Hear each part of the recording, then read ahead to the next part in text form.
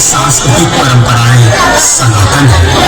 सनातन धर्म हमें जीवन के आदर्शों, मूल्यों और श्रेष्ठ प्रतिमानों से अवगत कराता है।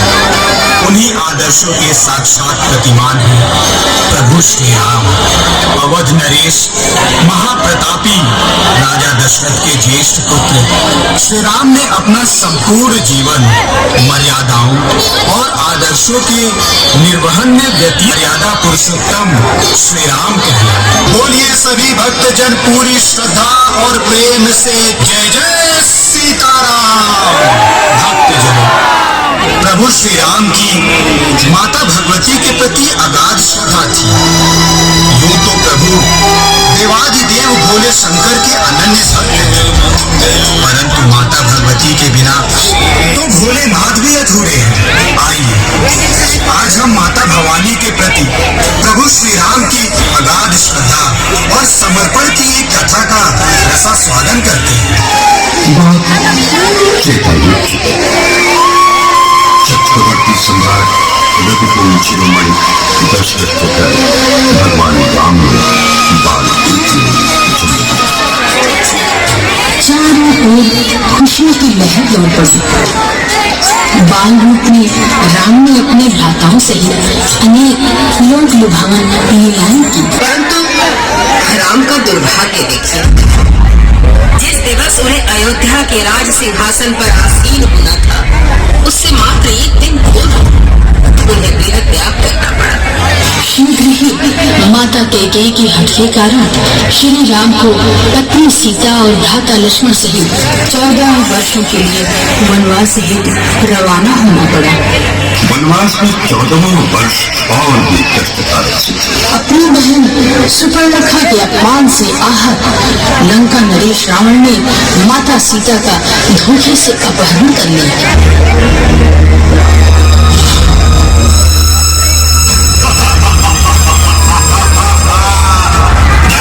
रावण की शक्ति का तुम्हें भान नहीं सीते। अब मैं तुम्हें अपनी पटरानी बनाऊंगा। नहीं रावण, तुमने मेरे स्वामी की शक्ति का अपमान किया है। तुम्हें कभी नहीं छोड़ेंगे। सीते, अब तुम्हें रावण के हाथों कोई नहीं बचा सकता, इसलिए चुपचाप अपनी सुमति से मेरे साथ चलो। लक्ष्मण,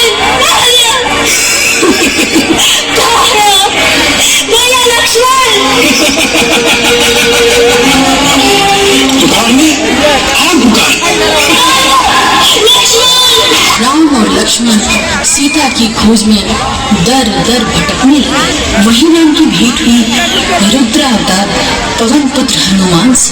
राम ने हनुमान को सीता की खोज हेतु दक्षिण की ओर रवाना किया।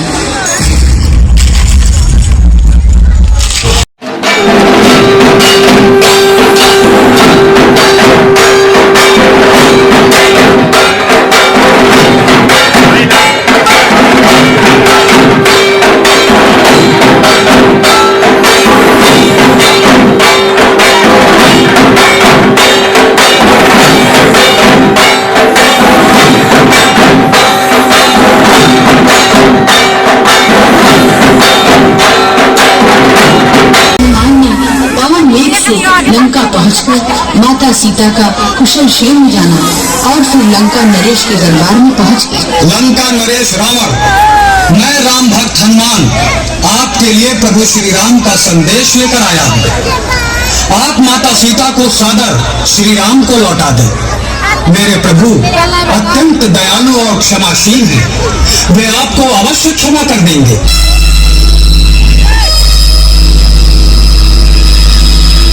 मूर्खवानर, उन वनवासियों का दूत, वह वन की खाक छानने वाला राम, इस त्रिकालदर्शी स्वर्ग पृथ्वी और पाताल का स्वामी रावण को क्षमा देगा।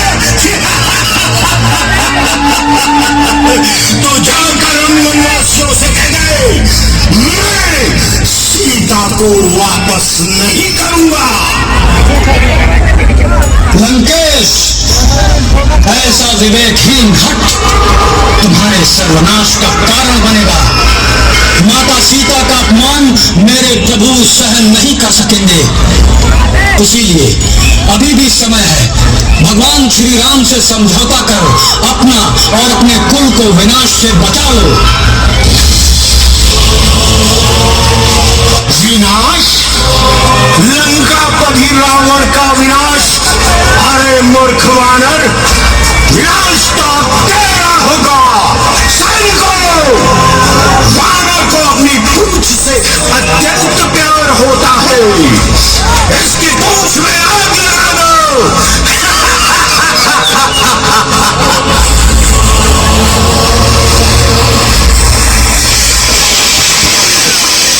समझौते के समस्त प्रयास असफल हुए। वानरराज सुग्रीव की वानरी सेना रीक्षराज जामवंत, महाबली अंगद और राक्षस कुल के भीषण की सहायता से राम ने लंका पर चढ़ाई करने का निर्णय लिया।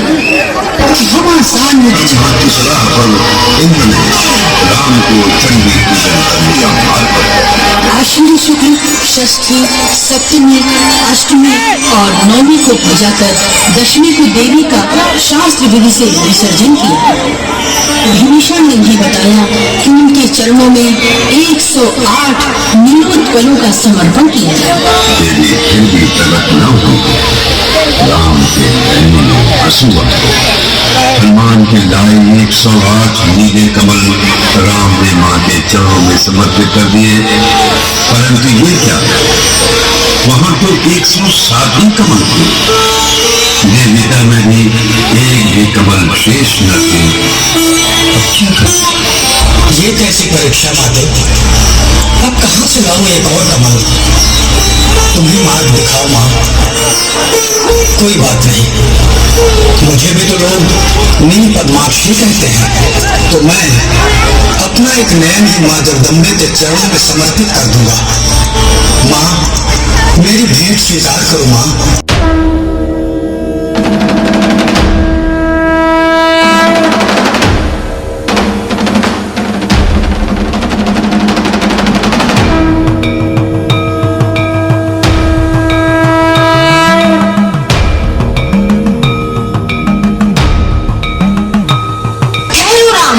मुझे तुम्हारे नयन नहीं चाहिए।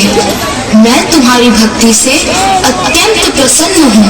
मेरा आशीष तुम्हारे साथ है। माँ का आशीर्वाद पाकर राम रावण से युद्ध करने चल पड़े। भयंकर युद्ध हुआ।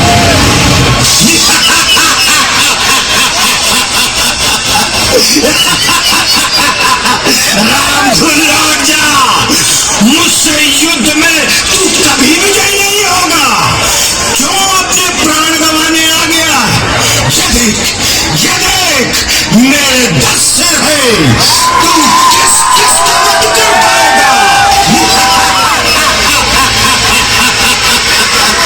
रावण, ये मेरे और तुम्हारे बीच का संघर्ष नहीं, बल्कि ये सत्य और असत्य का, पाप और पुण्य का संघर्ष है। और जीत हमेशा सत्य की ही होती है। मेरे इन शक्ति बाणों से तू जीवित नहीं बच सकता।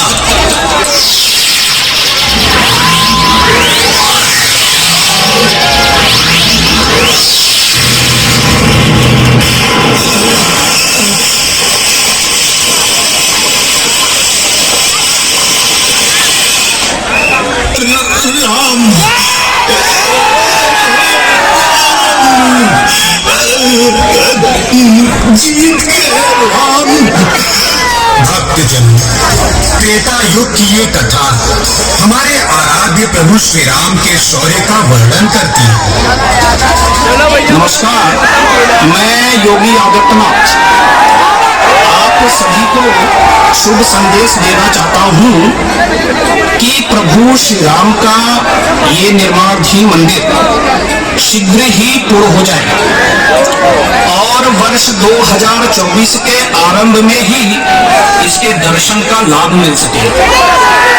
वर्षों तक उन्हें एक सुयोग्य भवन प्राप्त नहीं, उन्हें तिरपाल के बने टेंट में विराजमान रहना पड़ा।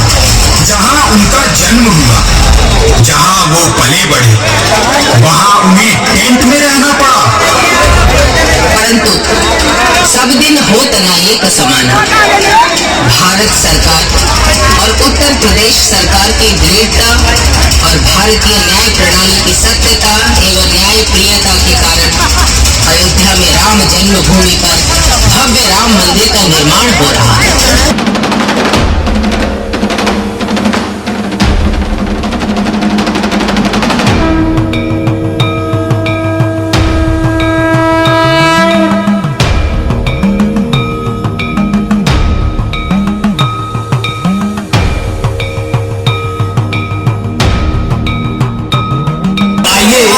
हम सब मिलकर प्रभु श्री राम के बनाए मार्ग पर चलने का संकल्प लें और आपसी प्रेम एवं सौहार्द को मजबूत करें।